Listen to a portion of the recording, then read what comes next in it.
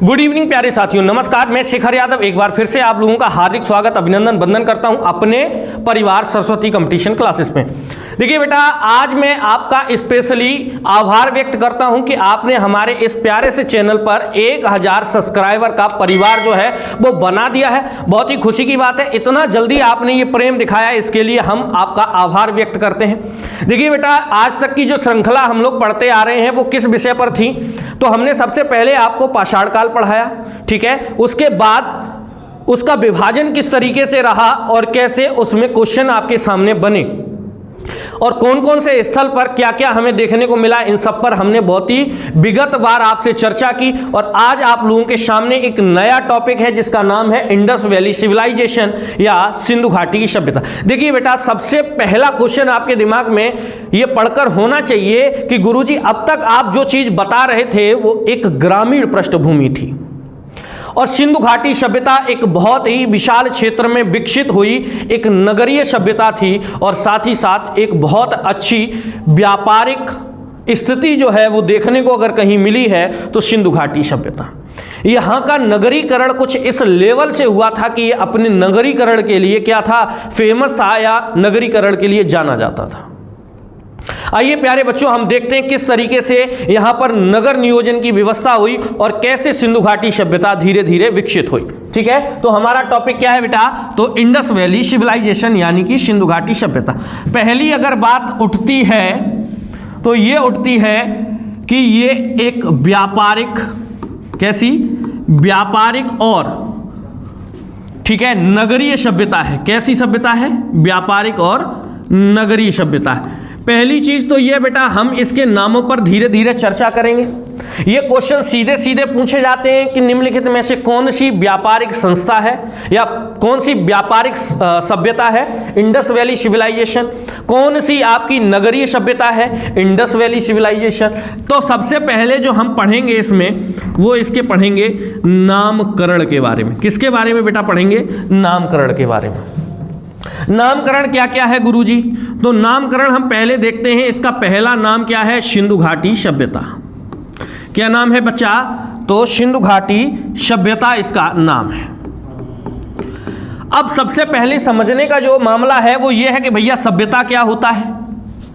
तो बेटा सभ्यता विशेष रूप से एक स्थान को दर्शाने के लिए होता है, यानी कि वह स्थान क्या, वह स्थान जहां सभ्य लोग निवास करते हों, जहां क्या होता है, सभ्य लोग यानी कि सभ्य मनुष्य जो है वो क्या करते हों, निवास करते हों। ऐसे स्थान को क्या कहा जाता है बच्चा, तो ऐसे स्थान को सभ्यता कहा जाता है। अब बात आती है घाटी की। भैया घाटी क्या होती है, तो समझिएगा, दो नदियों के बीच का जो क्षेत्र होता है, कौन सा, दो नदियों के बीच का जो क्षेत्र है जहां पर शहर बस जाता है या कोई नगर बस जाता है, ऐसे स्थान को घाटी कहा जाता है। बात समझ में आई बेटा, यानी कि दो नदियों का क्षेत्र जहां पर कोई शहर बस सकता है तो ऐसे स्थान को हम घाटी कहते हैं। जैसे आप लोगों ने बेटा काफी घाटियां सुनी होंगी, जैसे शिमला घाटी, मनाली घाटी, कुल्लू घाटी, ये सब आपकी हिमाचल प्रदेश में स्थित हैं। यानी कि घाटियां विशेष रूप पर कहां से मिलेंगी, तो ये उस स्थान पर मिलेंगी जहां पहाड़ी क्षेत्र है। अब बात आती है सिंधु की कि भैया सिंधु का नामकरण किस तरीके से है। तो बेटा समझिएगा कि ये जो सभ्यता थी वो सिंधु नदी के आसपास विकसित हुई। कहां पर, सिंधु नदी के आसपास वाले क्षेत्र में विकसित हुई। इस वजह से इसका नाम जो है वो सिंधु घाटी सभ्यता रखा गया। पहला नाम आपको क्लियर हुआ होगा, इस बात की हमें आशा है। नेक्स्ट नाम पर हम देखेंगे तो नेक्स्ट नाम इसका जो है बेटा वो हड़प्पा सभ्यता रखा गया। क्या है, तो दूसरा इसका जो नाम है वो क्या है, हड़प्पा सभ्यता। देखिए बेटा, समझने का अगर आप प्रयास करेंगे तो मेरे ख्याल से कोई भी ऐसी चीज है जो समझ में ना आए ऐसा तो मुश्किल है। तो हड़प्पा के बारे में देखते हैं। तो हड़प्पा सभ्यता इसका नाम क्यों पड़ा, क्योंकि इस सभ्यता का, किस सभ्यता का, सिंधु घाटी सभ्यता का, क्योंकि सिंधु सभ्यता जो है यानी कि इंडस वैली सिविलाइजेशन का या खोजा गया पहला स्थल था। क्या था, खोजा गया प्रथम स्थल जो है वो कौन था, प्रथम स्थल है कौन, हड़प्पा। तो इस वजह से इसका नाम क्या कर दिया गया बेटा, तो इसका नाम हड़प्पा सभ्यता के नाम पर किया गया है। क्लियर हुआ होगा आपको। इसके बाद में जो नाम आता है वो आता है बेसिकली क्या, सप्तसेंधव प्रदेश। क्या आता है बेटा, सप्तसेंधव प्रदेश। ये इसका तीसरा नाम है। आप देखते रहिए कितने नाम इसके जो है वो आपके सामने आएंगे। सप्तसेंधव, देखिए बेटा सप्त मीन्स होता है 7 और सेंधव मीन्स होता है जल। क्या होता है, जल। यानी कि 7 जल धाराओं वाला जो क्षेत्र है, कौन सा बेटा, 7 जल धाराओं वाला क्षेत्र क्या कहलाता है, तो सप्तसेंधव प्रदेश कहलाता है या सप्तसेंधव क्षेत्र कहलाता है। अब सप्त जो है वो सेंधव की बात की जाए तो देखिएगा कौन कौन सी सप्त नदियां जो है वो यहां पर थी। तो सबसे पहले अगर हम बात करें झेलम, कौन सी नदी था बेटा, झेलम, चिनाब, ठीक है, ब्यास, सतलज, झेलम, सतलज, ठीक है, झेलम, चिनाब, ब्यास, सतलज और रावी। ये क्या आपकी 5 नदियां हो गई बेटा, ठीक है। छठवीं नदी जो मुख्य नदी है इसका नाम है सिंधु नदी। क्या नाम है बेटा, सिंधु नदी। इसके बाद 7वीं या अंतिम नदी है जिसका नाम है सरस्वती। क्या नाम है बेटा, सरस्वती। ये 7 मुख्य नदियां हैं जिस क्षेत्र के बारे में दर्शा रही हैं, उस क्षेत्र को हम सप्तसेंधव प्रदेश कहते हैं बेटा। आई होप कि आपको यहां तक समझ में आया होगा, ठीक है। अब नेक्स्ट नाम पर हम थोड़ी सी चर्चा किए लेते हैं कि अगला नाम क्या होगा इसका। तो देखिए अगला नाम है नगरीय सभ्यता। इसको हम क्या कहते हैं, प्रथम नगरीय सभ्यता कहते हैं। क्या कहते हैं बेटा, तो प्रथम नगरीय सभ्यता कहते हैं, ठीक है। थोड़ा सा नोट कर लीजिएगा, प्रथम नगरीय सभ्यता।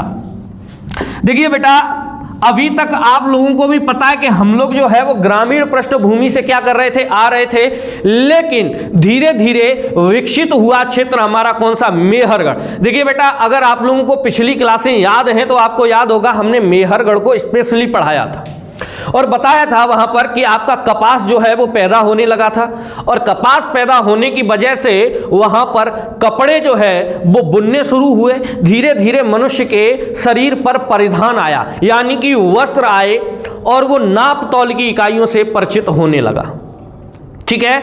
और धीरे धीरे देखिए बेटा कोई भी चीज है अगर आप किसी भी चीज की सीमा से अधिक उपज कर लेंगे, यानी कि यहां पर आप लोगों को पता होगा कि अगर हम बात करें मेहरगढ़ की, थोड़ा बैक चलिएगा और मुझे लगता है कि यहां से आपको थोड़ा सा अच्छे से समझ में आएगा। मेहरगढ़ आपका 2 पहाड़ियों से घिरा हुआ था। किस पहाड़ियों से घिरा हुआ था बेटा, तो यहां पर आपकी पहाड़ी है जिसका नाम है सुलेमान। कौन सी पहाड़ी है, सुलेमान। और ये जो पहाड़ी है इसका नाम है किरथर। 2 पहाड़ियां हैं बेसिकली और इसके बीच से एक जलधारा गई हुई है जिसका नाम है सिंधु। एक जलधारा बहती हुई गई है जिसका नाम क्या है, सिंधु। और आप लोगों को पता है कि अक्सर नदी के किनारे का जो क्षेत्र होता है, जो नदियों के किनारे का जो क्षेत्र होता है बेटा वो अधिक उपजाऊ हो जाता है। क्या हो जाता है, अत्यधिक उपजाऊ। अर्थात यहां पर जो फसल है वो क्या होने लगी थी, आपको हमने बताया भी था यहां पर गेहूं और जौ बहुत ही अधिक मात्रा में होते थे। जब चीजें किसी के प्रयोग से अधिक पैदा होने लगे तो आप लोगों को पता होता है कि बिक्री बढ़ जाती है, किसी भी चीज की खरीद बेच जो है वो चालू हो जाती है। और यहां पर क्या हुआ था, खरीद और बेच शुरू हो गई थी। जहां पर आप लोगों को पता है बेटा, जहां खरीद और बेच शुरू हो जाए, जहां पर बेचना और खरीदना आरंभ हो जाए, तो आप खुद से समझ सकते हैं कि ये स्थल जो है या ये सभ्यता जो है ऑटोमेटिक कैसी हो जाएगी, व्यापारिक सभ्यता। कैसी हो जाएगी, व्यापारिक सभ्यता। और जब कोई व्यक्ति धीरे धीरे व्यापारी बनने लगेगा तो क्या होगा, उसके पास आमदनी होने लगेगी, यानी कि पैसा आना शुरू हो जाएगा। और जब किसी के पास पैसा आना शुरू होता है तो आप भी समझते हैं उसको बुद्धि आने लगती है और वो व्यक्ति घर बनाना शुरू करेगा, प्रॉपर्टी लेना शुरू करेगा, गाड़ियां खरीदना शुरू करेगा, जो आज का ट्रेंड है। उस समय भी ये ट्रेंड था। उस समय क्या था, लोगों ने अच्छे अच्छे घर बनाना शुरू किया। व्यापारिक उद्योगों को बढ़ाना शुरू किया। ठीक है, तो धीरे धीरे ये सभ्यता क्या हुई, विकसित हुई। और कैसी सभ्यता बनी, प्रथम नगरीय सभ्यता बनी, क्योंकि यहां पर नगर नियोजन का कार्य अपनी प्रगति पर था। और किस तरीके से प्रगति पर हुआ ये आप लोग समझ सकते हैं। आगे हमने आपसे यहां पर दो नामों की विशेषता को जो है समझाया है, एक व्यापारिक सभ्यता और एक प्रथम नगरीय सभ्यता के बारे में। आगे अगर हम बात करें बेटा, इसका एक और नाम है जिसको हम कहते हैं सरस्वती सभ्यता। क्या नाम है बेटा, तो इसका एक और नाम है जिसको हम सरस्वती सभ्यता भी कहते हैं। मेन बात आप समझिएगा, इसको सरस्वती सभ्यता क्यों कहा जाता है। दरअसल में थोड़ी तबीयत खराब होने की वजह से लगता है आवाज़ थोड़ी बैठ सी गई है, तो कोई दिक्कत नहीं है, फिलहाल आप इस क्लास को थोड़ा आराम से लीजिए। ठीक है, सरस्वती सभ्यता क्यों कहा जाए, देखिए बेटा, जो वर्तमान आपका राजस्थान क्षेत्र है, कौन सा क्षेत्र है, राजस्थान क्षेत्र है, यहाँ पर ये नदी आपकी बहती थी। और आप लोगों को पता है कि राजस्थान में कई स्थल ऐसे थे जो आपके जुड़े हुए थे, जैसे कालीबंगा। ठीक है, तो इस नदी के किनारे जो शहर बसे सिंधु घाटी सभ्यता के, इस वजह से इसको सरस्वती सभ्यता नाम दिया गया। क्या नाम दिया गया बच्चा, सरस्वती सभ्यता। ठीक है, वर्तमान समय में यह जो नदी है वो विलुप्त हो चुकी है। कैसी हो चुकी है, तो विलुप्त हो चुकी है। क्लियर हुआ बेटा। ठीक है, आगे हम चलेंगे थोड़ा सा कैसे कैसे ये सभ्यता विकसित हुई। अब बात आती है समकालीन सभ्यता की, कि भैया इसके कोई समकालीन सभ्यता थी या नहीं थी, और थी तो कौन सी थी। तो बेटा आप ये समझ लीजिएगा कि सबसे पहली जो सभ्यता आपके सामने आएगी, समकालीन का मतलब होता है जो उसी वक्त दूसरे स्थान पर चल रही हो। तो समकालीन सभ्यता आपकी सबसे पहली थी चीन की सभ्यता।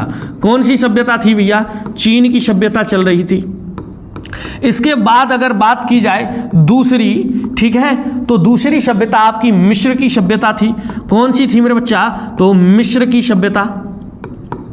इसके अलावा अगर बात की जाए, एक और सभ्यता थी जो कि सबसे फेमस सभ्यता थी, और बताया जाता है कि यहाँ से इंडस वैली सिविलाइजेशन का व्यापार अधिक होता था, जिसको हम सुमेरियन सभ्यता कहते हैं। क्या कहते हैं बच्चा, तो इसको हम सुमेरियन सभ्यता कहते हैं।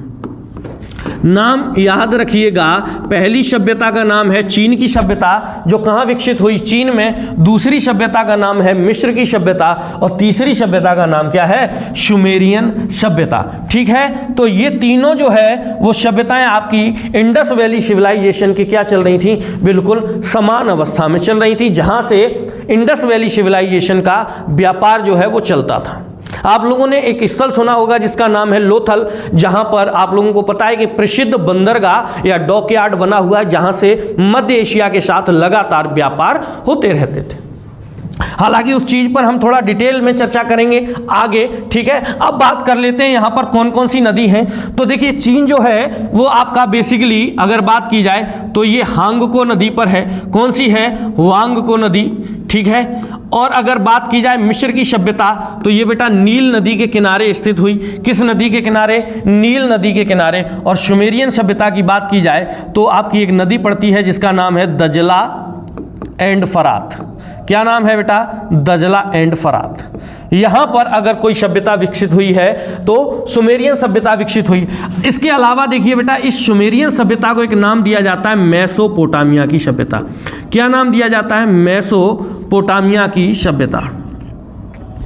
ठीक है, एक नया नाम दिया जाता है मेसोपोटामिया। अगर आपसे आज के बाद कोई पूछ ले कि मेसोपोटामिया की सभ्यता, ठीक है, किन नदियों के किनारे विकसित थी, तो आप याद रखिएगा दजला और फरात के किनारे कौन सी सभ्यता विकसित थी, तो आपकी विकसित थी सुमेरियन सभ्यता या मेसोपोटामिया की सभ्यता। यहां तक आप जो है आपको क्लियर हो चुका होगा। ये मेरी आशा है कि आपको यहां तक क्या है समझ में आया होगा। धीरे धीरे हम बढ़ते चलेंगे। अब सबसे बड़ी बात जो आती है वो यहां से शुरू होती, किस तरीके से इस सभ्यता की खोज हुई। खोज के बारे में अगर कोई चीज देखी जाए, समझी जाए, तो यहां से समझते हैं। 1826 की बात है। कब की बात है, 1826 ईस्वी की। और यहां पर क्या हुआ, 1826 में एक व्यक्ति हुए जिनका नाम था चार्ल्स मेसन। क्या नाम है बच्चा, चार्ल्स मेसन।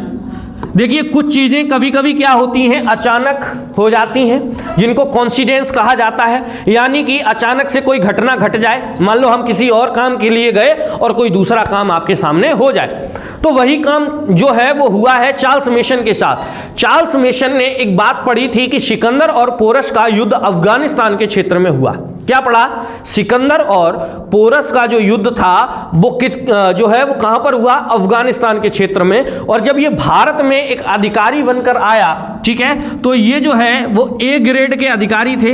अगर बात की जाए, ए ग्रेड का मतलब है वर्तमान आईएएस या आईपीएस ऑफिसर की तुलना की जाए, ठीक है, क्या थे ये? ए ग्रेड अधिकारी। तो इनके मन में ये उत्सुकता जागृत हुई कि क्यों ना हम उस स्थान पर जाकर पता करें कि कैसे वहां पर युद्ध हुआ होगा। तो जब ये उस स्थान को देखने पहुंचे तो वहां पर क्या हुआ बेटा? तो इन्हें ऊंचे ऊंचे टीले दिखाई दिए। क्या दिखाई दिए? जगह जगह पर टीले दिखाई दिए, कुछ इस तरीके से, ठीक है। तो इन्होंने क्या सोचा कि यहां पर जरूर कोई ना कोई सभ्यता रही होगी। और उस समय भारत में कनिंघम जो है वो क्या था? कनिंघम की अगर बात की जाए तो ये पुरातत्व अध्यक्ष थे कनिंघम महोदय। इनको सबसे पहले अगर जानकारी किसी ने दी है, यानी कि संदेश दिया है सिंधु घाटी सभ्यता के बारे में, तो वो चार्ल्स मेसन ने दिया है। किसने दिया है? चार्ल्स मेसन ने सिंधु घाटी सभ्यता के बारे में कनिंघम महोदय को जानकारी दी कि हमने वहां पर टीले देखे। लेकिन इन्होंने क्या कर दिया? ये देखिए बेटा, हमेशा याद रखिएगा, अक्सर लोग क्या हो जाते हैं? लापरवाह हो जाते हैं जब उन्हें कोई अच्छा पद मिल जाता है। तो ये वही थे कि इनको क्या हो गया था? ये लापरवाह हो गए और इनकी चार्ल्स मेसन की बात पर कोई भी ध्यान इन्होंने नहीं दिया। आगे क्या हुआ? आगे समय आया 1853,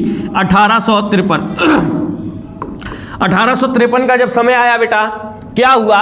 तो कनिंघम, कौन? कनिंघम स्वयं, जो अलेक्जेंडर कनिंघम अभी तक बैठे हुए थे, ये कनिंघम महोदय क्या हुआ कि उसी स्थान पर पहुंचे। कहां पर? अफगानिस्तान वाले क्षेत्र में, जहां कभी जो है चार्ल्स मेसन गए हुए थे, ठीक है। कौन गया था? Charles mason. उसी स्थान पर पहुंचे, तब इन्हें यहां पर एक मोहर मिली। क्या मिली? एक मोहर प्राप्त हुई जिस पर 6 अक्षर लिखे हुए थे। कितने अक्षर लिखे हुए थे बेटा? 6 अक्षर अंकित इनको एक मुद्रा मिली, जिसको लेकर ये भारत लौट आए। अभी तक इनके मन में ये सवाल नहीं आया कि यहां पर कोई सभ्यता हो सकती है। हालांकि उस पर कुछ लिपियां लिखी थी, कुछ चित्र बने थे, लेकिन फिर भी क्या हो गई? ये डाउन हो गए, कुछ समझा ही नहीं इस बात को और अपने काम को आगे धीरे धीरे बढ़ाते रहे। लेकिन हद तो तब हो गई, कब? 1856 में। गुरुजी 1856 में ऐसा क्या हुआ कि आप कह रहे हैं हद हो गई? तो देखिएगा, 1856 में आप लोगों को पता होगा एक स्थान है जो वर्तमान पाकिस्तान में है, लाहौर और क्या है आपका? कराची। इन लाहौर और कराची के बीच में रेल का कार्य चल रहा था, यानी कि रेल की पटरी का कार्य प्रगति पर था। यहां पर जो है वो काम कर रहे थे दो भाई, दो सगे भाई, जिनका नाम क्या था? जिनको बर्टन बंधु कहा जाता था। क्या कहा जाता बच्चा? बर्टन बंधु कहा जाता था। और ये बर्टन बंधु क्या करते थे? ठीक है, देखिएगा, पहले तो इनके नाम जान लेते हैं। बर्टन बंधु कौन कौन थे? तो एक भाई का नाम था विलियम बर्टन। क्या नाम है बच्चा? William Burton. और दूसरे का नाम है रॉबर्ट बर्टन। ये दो सगे भाई थे, ठीक है। तो कौन थे? Robert Burton. इन दोनों भाइयों को काम दिया गया था किसका? रेल मार्ग को बिछाने का। लेकिन आप लोगों को एक बात और पता होगी कि जिस तरीके से रेल की पटरी कुछ इस तरीके से बनी होती है, इसके बीच में कंक्रीट बिछी होती है। आप लोगों को ये बात पता होगी कि रेल की पटरी के बीच में कंक्रीट के पत्थर जो है छोटे छोटे यहाँ पर डले होते हैं, ताकि क्या होता है? रेल की पटरी जो है वो आगे पीछे ना हो, ठीक है। इसके अलावा अगर बात की जाए तो इनको देखने को मिला, दोनों भाइयों को, कौन सा स्थल? तो इन्होंने देखा हड़प्पा स्थल, जो कि पक्की ईंटों से निर्मित था। कैसी ईंटों से? पक्की ईंटों से। और इन्होंने, दोनों भाइयों ने क्या किया कि वो पक्की ईंटें उठाकर लाए और कहां डाल दिया? इस रेल की पटरी को बनाने में इसका प्रयोग कर दिया। 1856 में हड़प्पा सभ्यता का जो पहला स्थल है हड़प्पा, उसका अधिकांश भाग बताया जाता है 70 से 75% भाग इन दोनों भाइयों ने क्या कर दिया था, उसकी ईंटों को उखाड़ कर उसको नष्ट कर दिया था, जिसका प्रयोग इन्होंने रेल के मार्ग को बिछाने में कर दिया था। आई होप कि आपको समझ में आया होगा किस तरीके से यहां पर जो है हड़प्पा का पहला स्थल हड़प्पा क्या हो गया, आपका नष्ट हो गया। अब बात कैसे आगे बढ़ी तो जरा वो भी देख लीजिए कैसे बात आगे बढ़ती है। तो आपके 1921 ईस्वी की अगर बात करें हम, 1921 में आपके व्यक्ति आए पुरातत्व विभाग के जो अध्यक्ष बने, जिनका नाम था मार्शल। इनको जॉन मार्शल कहा जाता है। क्या कहा जाता है? John Marshall. इन्होंने इस बारे में क्या किया, संज्ञान लिया और अपने एक व्यक्ति थे जिनका नाम था क्या नाम था इनका? तो इनका नाम था दयाराम साहनी। सॉरी, क्या नाम था इनका? दयाराम साहनी। दयाराम साहनी को इन्होंने आदेश दिया कि आप जो है वो क्या करिए, हड़प्पा स्थलों की खोज करना आरंभ कीजिए। तो 1921 में सबसे पहले दयाराम साहनी के द्वारा, ठीक है, जॉन मार्शल के निर्देशन में पहला खोजा गया स्थल कौन सा बना बेटा? तो खोजा गया पहला स्थल हड़प्पा बना। 1921 में हड़प्पा स्थल की खोज जॉन मार्शल के नेतृत्व में दयाराम साहनी ने कर दी। किसने कर दी बेटा? दयाराम साहनी ने। आई होप कि आपको यहां तक क्लियर हुआ होगा। धीरे धीरे ये समय बीतता गया और आपको पता है 56 से लेकर 1921 तक एक बहुत लंबा समय होता है, तब जाकर कहीं इन स्थलों की दोबारा से क्या हो पाई, खोज हो पाई। अब थोड़ी सी हम इसकी बेसिक स्ट्रक्चर पर चर्चा कर लेते हैं कि इसकी आकृति किस तरीके से है, तो वो जरा समझिए। इसका ये कुछ दिशा सूचक मैं आपको बनाए देता हूं, क्योंकि यहां से दिशा से क्वेश्चन पूछे जाते हैं। ये आपको पता है बेसिकली कि आपकी कौन सी दिशा होगी, नॉर्थ, ये आपकी डायरेक्शन होगी साउथ, ये होगी आपकी ईस्ट और ये क्या होगी बेटा, वेस्ट। ये चार दिशाएं हैं आपकी। तो पूरब में देखते हैं सिंधु घाटी सभ्यता का कौन सा स्थल जो है वो विकसित हुआ। तो आपको बता दें यहां पर आलमगीरपुर एक स्थल है। कौन सा है? आलमगीरपुर, जो कि उत्तर प्रदेश में है। कहां पर है बेटा? उत्तर प्रदेश के मेरठ में। कहां पर है? उत्तर प्रदेश के मेरठ में। नदी भी यहां से पूछ ली जाती है बेटा, तो यहां पर बहने वाली नदी का नाम है हिंडन। यानी कि क्वेश्चन कुछ इस तरीके से पूछा जाता है कि आलमगीरपुर किस नदी के किनारे बसा हुआ था, तो आपको पता होना चाहिए किसके किनारे, हिंडन के किनारे। अब बात की जाए आपकी कहां की, वेस्ट की, तो यहां पर आपका एक स्थल है जिसका नाम है सूतकांगेडोर। क्या नाम है बेटा? सूतकांगेडोर। देखिए नाम अगर आप याद रखेंगे तो बहुत अच्छा होगा, क्योंकि डायरेक्ट क्वेश्चन यहां से पूछे जाते हैं। ये आपका पड़ता है अफगानिस्तान में। कहां पड़ता है? अफगानिस्तान में। ठीक है बेटा। और यहां पर नदी कौन सी बहती है? तो यहां पर आपकी दास्क नदी बहती है। कौन सी नदी है बच्चा? तो दास्क नदी आपकी यहां पर बहती है। अब बात की जाए नॉर्थ में, यानी कि सिंधु घाटी सभ्यता का उत्तरी स्थल कौन सा है, तो बेटा देखिएगा उत्तरी स्थल है इसका मांडा। क्या है? मांडा स्थल है, जो कि आपका जम्मू कश्मीर में है। वर्तमान कहां पर है बेटा? जम्मू कश्मीर में, जो कि अखनूर जिले में स्थित है। कहां पर है? अखनूर जिले में, और चिनाब नदी के किनारे बसा हुआ है। किसके किनारे बसा हुआ है बच्चा? तो ये चिनाब नदी के किनारे बसा हुआ है। आई होप कि आप इसना जो है वो याद रखेंगे। कहां पर है? चिनाब नदी। जिला कौन सा है? अखनूर। ठीक है, अखनूर जिला पड़ता है जम्मू कश्मीर में। और नदी कौन सी पड़ती है बच्चा? तो आपकी नदी पड़ती है चिनाब। अब बात करें दक्षिणी स्थल की, तो दक्षिणी स्थल है बेटा देमाबाद। ठीक है, कौन सा स्थल है? देमाबाद। कई जगह आपको दायमाबाद भी लिखा हुआ मिल जाएगा। और ये स्थल जो है वो आपका कहाँ है? महाराष्ट्र में। कौन सी जगह है बच्चा? तो ये है आपका महाराष्ट्र में स्थित। यहां पर कौन सी नदी है गुरुजी जरा बताएं? तो देखिए यहां पर जो बहने वाली नदी है उसका नाम है गोदावरी। कौन सी नदी है? गोदावरी। लेकिन एक बार ये क्वेश्चन पूछा गया है, किस तरीके से, तो पूछा गया था निम्नलिखित में से सिंधु घाटी सभ्यता का दक्षिणी स्थल किस नदी के किनारे स्थित है। अभी हमने आपको बताया गोदावरी, लेकिन ऑप्शन में क्या था, गोदावरी नहीं दिया था। तो याद रखिए बेटा, गोदावरी की एक सहायक नदी है जिसका नाम है प्रवरा। क्या है, प्रवरा, और यही उस ऑप्शन में दी थी। अच्छा, जिन लोगों को यह बात पता थी उनका वो क्वेश्चन क्या हो चुका था, सही हो चुका था।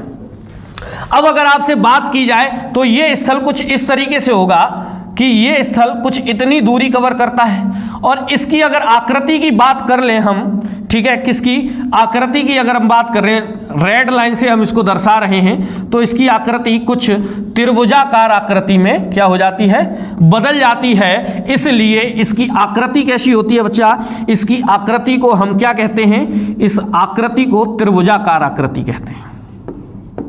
यानी कि सिंधु घाटी सभ्यता की आकृति अगर आपसे पूछी जाए तो आप कैसी बताएंगे, त्रिभुज के आकार की बताएंगे। कैसी, त्रिभुज के आकार की। इसके अलावा कुछ और भी क्वेश्चन पूछे जाते हैं, जैसे क्वेश्चन हमसे पूछा जाता है कि यहां पर जो सत्ता थी, यानी कि यहां पर जो प्रधान होता था या कोई अच्छे राजनीतिक पद पर होता था, वो किनको वरीयता थी। तो आप समझ लीजिए बेटा कि यहां पर मात्र सत्तात्मक शासन था। कैसा शासन था, यानी कि स्त्री जो है वो कैसी होती थी, तो वो जो है वो घर की मुखिया होती थी। यानी कि यहां का शासन जो है वो कैसा होता था बेटा, मात्र सत्तात्मक। यानी कि जिस घर में क्या हो, स्त्री जो है घर की मुखिया हो या प्रधान हो, ऐसे स्थान पर जो है जो सभ्यता उत्पन्न होती है या जो सत्ता उत्पन्न होती है उसको मात्र सत्तात्मक कहते हैं। लेकिन वर्तमान समय में हम जिस जीवन पे जी रहे हैं वो किस आधार की सत्ता है, तो बेटा वो पितृ सत्तात्मक है। यानी कि हमारे घर पर अक्सर क्या होता है, पुरुष जो है वो क्या होता है, घर का मुखिया होता है, अर्थात वो किसी का पिता होता है, इसलिए उसको हम क्या कहते हैं, पितृ सत्तात्मक कहते हैं। क्लियर हुआ बेटा, ओके। आई होप कि ये क्लास आपको बहुत ही अच्छी लगी होगी, समझ में आई होगी। इसी के साथ हम अपनी वाणी को विराम देते हैं और बाकी के जो बचे हुए स्थल हैं, जैसे हमारा हड़प्पा, मोहनजोदड़ो, कालीबंगा, लोथल, जितने भी स्थल रह गए बेटा, उनको हम नेक्स्ट क्लास में क्या करेंगे, आपके साथ डिस्कस करेंगे। अगर हम इसी में डिस्कस करते हैं तो क्लास बहुत लंबी हो जाती है, इस वजह से क्या कर रहे हैं हम, धीरे धीरे जो है वो कई पार्ट्स में इसको डिवाइड कर रहे हैं, ताकि आपको भी पढ़ने में क्या है वो समस्या ना हो। ठीक है बच्चा, हम विदा लेते हैं आपसे। जय हिंद।